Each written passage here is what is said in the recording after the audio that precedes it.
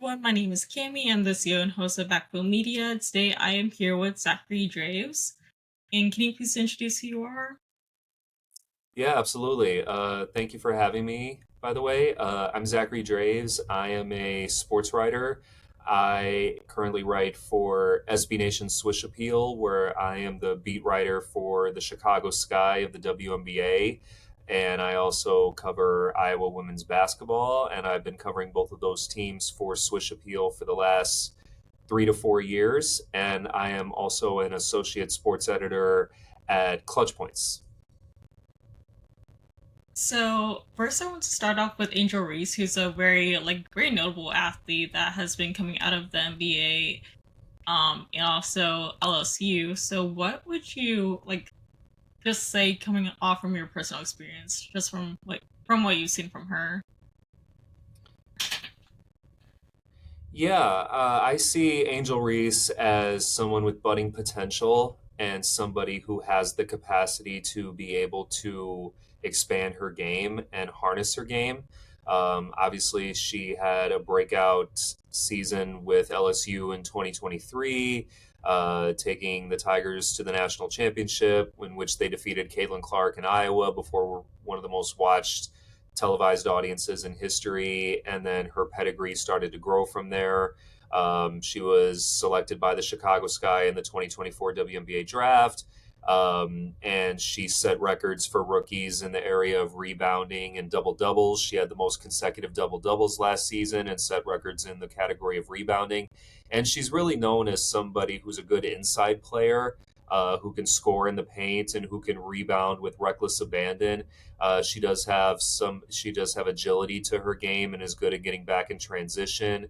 The one thing about her that has been talked about extensively has been her ability to be able to shoot from mid range and then eventually be able to shoot from the outside. And so, in terms of where she's at now in her game, she's in the process of developing her ability to be able to shoot from other spots on the court, not just in the paint. And she's got somebody in Tyler Marsh, who's the new Chicago Sky head coach, who's very offense oriented, and is known for developing players such as Asia Wilson when he was with the Las Vegas Aces, and Asia Wilson is arguably the best all around player in the WNBA right now. And so, with him at the helm, it does does put Angel Reese in a position to where she can work on expanding her game on the floor and be able to shoot from other spots on the floor. So she, on top of that, she also has like a very strong off court presence too. Mhm. With her podcast Unapologetically Angel, and also she became a member of the Costume Institute of the Benefit Host Committee for the Met Gala. So do you feel like both her on and off court presence both like make her a very standout player when it comes to WNBA? Absolutely, absolutely. I mean, she is really keen on making a name for herself, not just on the court, but off the court. And she's been very intentional about that. And you mentioned her podcast, Unapologetically Angel. I think the title of it is very fitting because since the national championship game in 2023, when LSU beat Iowa and Angel Reese did the no look gesture or you can't see me gesture, and that was seen as a perceived slight to Caitlin Clark, and that unleashed a tirade or a tidal wave rather of vitriol on social media. Angel Reese received a lot of death threats in the process, and there was a lot of racist animus toward her, and that unfortunately has lingered since then on social media in particular. And what has happened is that certain folks on social media have tried to define her, but for her to be able to start her own media venture and start her own podcast was a way for her to be able to sort of reclaim her narrative and to take control over her narrative. And she's been very intentional about it, and I would say pretty effective with that. And then you mentioned her being on the Met Gala committee. Last year she was on the red carpet at the Met Gala. She was on the cover of Vogue magazine. She is launching her own line of shoes and clothing with Reebok. So she's really hitting her stride as a as a staple in the fashion industry that very much is intersected with sports. And I'm sure you know, like in the WNBA, before the game, the players engage in what is called the tunnel walk, in which the players walk into the arena showcasing their fashion styles, and it sort of reflects their personality, and they're very experimental when it comes to fashion.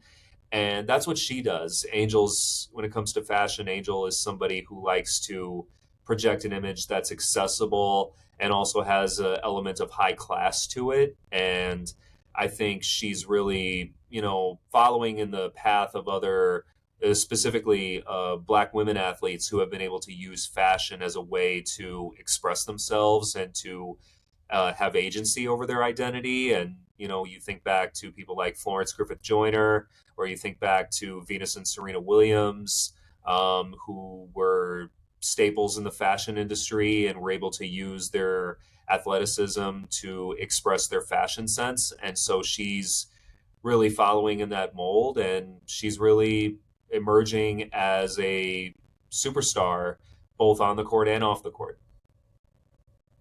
And so just bouncing off of that, like with Angel and also Caitlin Clark, along with Paige coming in from UConn, they're just changing the marketability of the WNBA too, like as it comes by.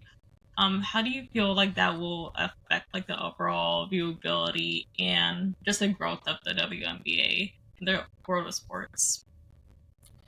Oh, it's tremendous. They have brought in a whole new audience to watch women's basketball, and each of their stories have their own uniqueness, and each of them are compelling players in their own right. And they were able to transcend the sport in college, and very accomplished on pretty much all facets of the game. And they've been able to amass a huge following. And one of the benefits that they have is social media, to where social media has enabled them to be able to, as I mentioned with Angel Reese, be able to take control of their narrative. And then also, especially with social media, everything lives on in the ether. So all of Caitlin Clark's moments, all of her highlight moments, all of her, every time she took that trademark logo 3, as she did, yesterday, as we're talking, or I should say on Sunday, I was at the exhibition game between the Indiana Fever and Brazil, which was held at Carver Hawkeye Arena on the campus of Iowa, where she had many of her big moments. And she didn't disappoint. She took that logo 3. She hit from the spot. She actually hit from the spot where she became the all-time leading scorer in 2024, and they have 22 carved out on the floor to mark the exact spot where she became the all-time leading scorer. And so she decided just to chuck it up from that spot, and it went in, and the arena went absolutely berserk, as you can imagine. And those highlights are live on in the ether. They live on forever, and they add up. Paige Becker's coming in, as a real complete player at UConn, who was able to overcome an ACL injury a few years ago, and then decided to stick it out one more year at UConn and lead them to their 12th national championship in program history. And so now eyes are going to be focused on her as she transitions to the Dallas Wings. A lot is expected of her to, carry this franchise that's rebuilding. The question beckons if she can remain healthy, obviously. But in terms of all three of them, and then you look at who's coming down the pike in the years to come: Juju Watkins and Hannah Hidalgo and Olivia Miles and so forth. And these are players that fans have grown accustomed to and have followed for the last couple of years, and that fandom will ultimately carry over into the WNBA. So, with the significance of the preseason games, like with Sky versus Brazil and Paper versus Brazil, what do you think this says about the WNBA strategy to connect with the fans and just highlighting the stars? Yeah, I think it's a way for the league to really capitalize on this period of growth So last year, the WNBA had one of its most watched regular seasons in history. And they understand that it's this new generation of players that is coming down the pike that are really going to be carrying this league for the long run. And so the idea of setting up these preseason games at the on the campuses of where these talents emerged and where they got their first shine, I think is a very effective way to try to draw fans in, as well as be able to um, bring people in who can't get to a WNBA game, who may live in an area where they don't have a WNBA team. So, for example, in Iowa they don't have it. They don't have professional sports in Iowa. They don't have professional football. They don't have professional baseball. They don't have professional basketball. The only thing that they really have in the state of Iowa are the universities: Iowa, Iowa State, Drake, Northern Iowa, and so they don't have professional teams there. Now, there's been talk since Caitlin Clark has emerged of a potential professional basketball team or a WNBA team in Iowa, and that could possibly happen. But the idea of being able to bring teams back to play on these campuses before the season and to be able to go to campuses where some of the best players in the league were able to make a name for themselves, I think is a very effective way to be able to draw more fans in and get people, hyped up for the season. And so I think it's something that you can expect to see a lot more in the future. Well, so as we were talking about their careers, who are you most excited to see develop their careers in the WNBA? Angel Reese or Caitlin? Both, both. I've always said to colleagues and loved ones, I've been lucky to be able to uh, cover both of them. Cover Caitlin and some of her and many of her big moments at Iowa, and lucky to have covered Angel Reese in her first season in Chicago, and then looking forward to this season. So I'm really excited to see what each of them does in their second season. Caitlin obviously is Caitlin is entering her second season, coming off being Rookie of the Year, and so there's all this hype and all this expectation, especially of the Indiana Fever, because if you think about it, the Indiana Fever, with who they got in a series of trades and moves that they made, they got DeWanna Bonner, they got Natasha Howard, they got Kelsey Mitchell, and Lexi Hall and Sophie Cunningham and Aaliyah Boston. And so there's already been talk about Indiana contending for a WNBA championship this year. And so there's going to be a lot of focus on them. And then, if we're going to be honest, in terms of the Indiana Fever, they're arguably the most popular team in the league right now. And so there's going to be a lot of focus on them to be able to, win and to be able to succeed and to be able to potentially contend for the championship, if not win the championship. They got this interesting mix of young talent and veteran talent, and so it's gonna be something to see in terms of what they're going to be able to do. And the same is true with the Chicago Sky. The Chicago Sky made some very crucial moves and some crucial draft picks. The obvious one being Haley Van Lith from TCU, who's a very exciting and compelling player, real playmaker. Played with Angel Reese when they were at LSU and they won the championship in 2023 together. So they're reunited. And they brought in Ariel Atkins, who is a veteran presence, real team leader, good scorer, good playmaker. They also brought back Courtney Vandersloot, who was a member of their 2021 championship team, who's one of the best playmakers and one of the best shooters in the game. And somebody who Haley Van Lith can really mentor and model herself after.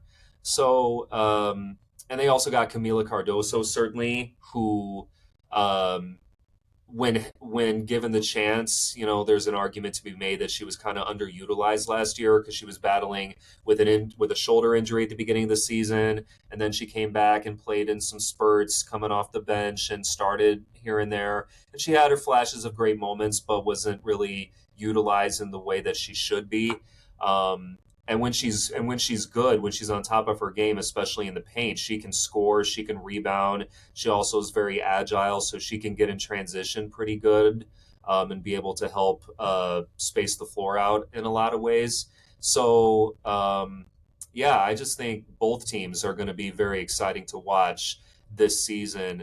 As far as the Sky goes, I mentioned the Fever are expected to win the championship, or expected to contend for the championship at least.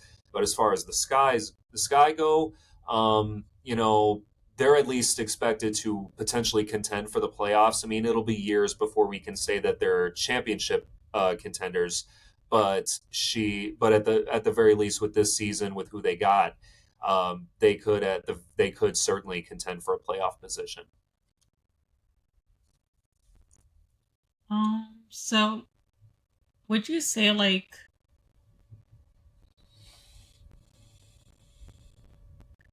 so really just beyond the stats, like I understand that these are players that have had their times to develop and also had some times that they weren't able to showcase their full capabilities. What would you say their impact with the WNBA and also college sports, especially in Iowa, um, has been created from Kaylin Clark becoming as big as she is?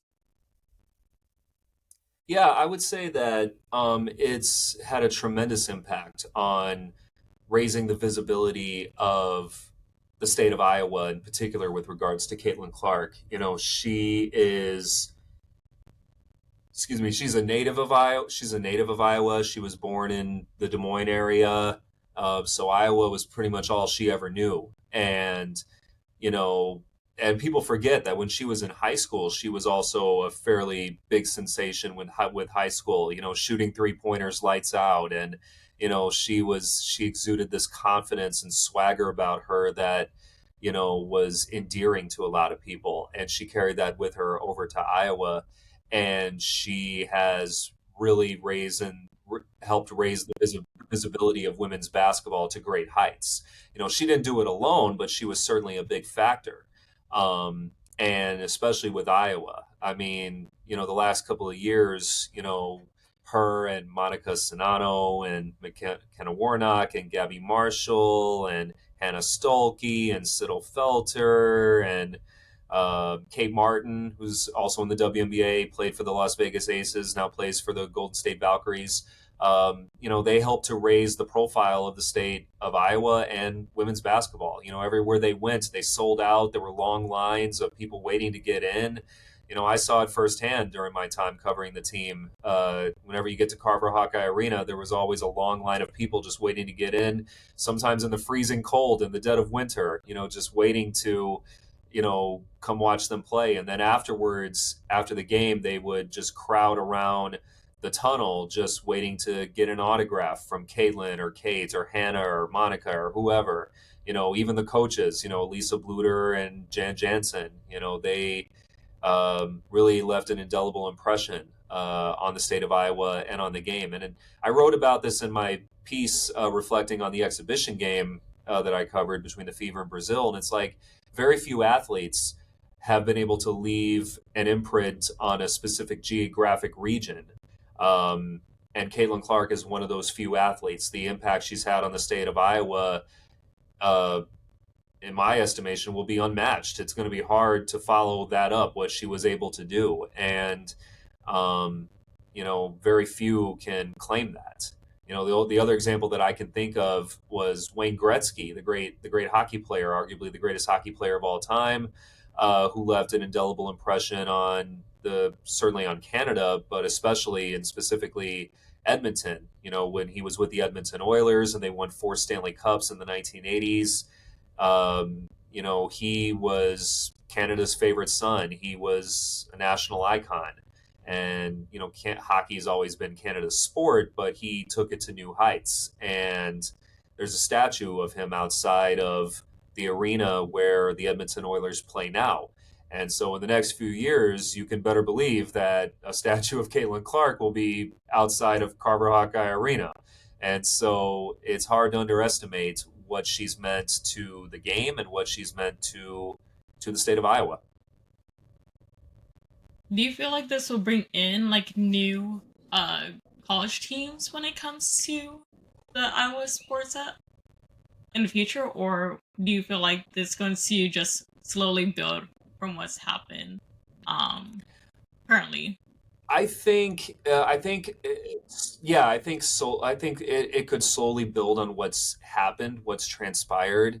Um, as I said, it's put Iowa on the map to where future basketball players and future potential Hawkeye recruits looked at Caitlin Clark and say, I want to go where she went. I want to be the next Caitlin Clark. I want to go play for the University of Iowa. I want to continue on the tradition.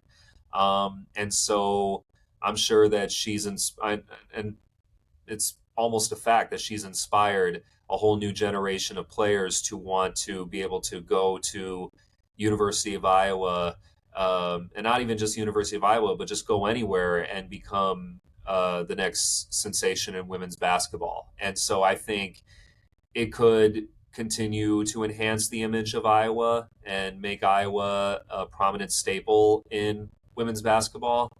But as far as like any new professional teams coming to Iowa in that way, it's it'd be hard. I don't want to say that it's impossible, but it would be an uphill battle just because they don't really have a professional sporting infrastructure in place to where they can feed off of.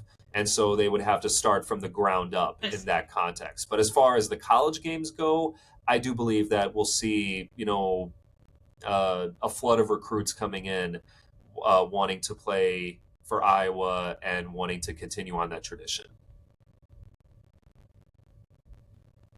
Um, well, I'm just going to finish off with one last question. So what do you think would be what do you want to see most out of Keelan Clark's and Angel Reese's time in the WNBA? I don't know if we answered this already, but just in case. Yeah, I mean, I expect them to continue to do what they've been doing. I expect them to continue to grow. I expect them to you know, play against each other in the playoffs one day. I mean, that would be something. The Indiana Fever and the Chicago Sky go at it in the playoffs with Caitlin and Angel, battling for position, battling for a spot in the WNBA championship, and time will tell what'll happen with them in terms of them as individuals and whether or not they stay in Chicago or stay in Indiana. But for now, we can certainly make the case as to them being in for the long run in Indiana and Chicago. And so I expect them just to continue achieving great heights and continue to expand the visibility of the game and to be able to continue to be as marketable as they have been, with endorsements and visibility and so forth. And I also expect them to be on the Olympic team in 2028 in Los Angeles. This past year, with the Olympic Games in Paris, there was a lot of talk about Caitlin Clark, whether or not Caitlin Clark should have been on Team USA for the Paris Games. And she wasn't on the team. And then you had people saying she should have been on the team because she draws people in, or it's too soon for her, and she needs to continue to work her way up and so forth. And both sides made compelling arguments. Um, but when you look at sort of where she was at that particular time, like, and you also have to keep in mind that the transition from the college to the WNBA is relatively quick. They finish the season, they go to the draft is a few short weeks after that, after the tournament. And then once the draft happens and you're drafted by a team, then you have to essentially go prepare for the season and practice. And you have to go to practice and you have to go to training camp, and then preseason is there. And so in her case, in Caitlin Clark's case, 2024, Iowa goes to the national championship. They lose to South Carolina. A few weeks shortly thereafter, the draft happens. Then she gets drafted. Then she has to get back into the swing of things and then have to play the entirety of the season. And so by the time the Olympic break came to be, she didn't really have a break. And some people are saying, and I actually talked about this with my colleagues at the Fever in Brazil game. It's like she, if she had competed in the Olympics and then had to go back to finishing out the WNBA season, she probably it's safe to say she probably wouldn't have been the the best that she could have been because she would have been exhausted. So at the very least during the Olympic break, she had that period to just take a breather. And then she came back and she was able to finish out the season strong. The Fever made it to the playoffs and she won Rookie of the Year. And so as far as 2028 goes in Los Angeles, I expect she's definitely going to be on that team. And Angel Reese will be on that team. I can pretty much be certain of that. Cameron Brink will be on that team. They'll play alongside Asia Wilson and Sabrina Ionescu and Kalia Copper and Jackie Young and others. And then it's also, you can't count her out, but Juju Watkins could be on that team in Los Angeles. And what better, and here's the thing, what better scenario for all of these players to converge and play on the same team together, not just during the Olympic Games, but the Olympic Games on American soil. Like, what better scenario could you ask for all these players, this new generation of players to come together and represent their country on the world stage on American soil? You couldn't ask for anything better. You couldn't ask for anything better. It's virtually central casting in every way. So yeah, I expect Angel Reese and Caitlin Clark to continue doing what they're doing, continue to grow the game, continue to get better, and no pun intended, the sky is the limit for the both of them. Absolutely. Well, it's been a pleasure to have you on to this onto my talk show and also get very insightful information on just the growth in the landscape of Iowa and Illinois sports. I do hope to have you on again soon, and that's pretty much a wrap. Thank you so much, and I definitely would be happy to be back on again.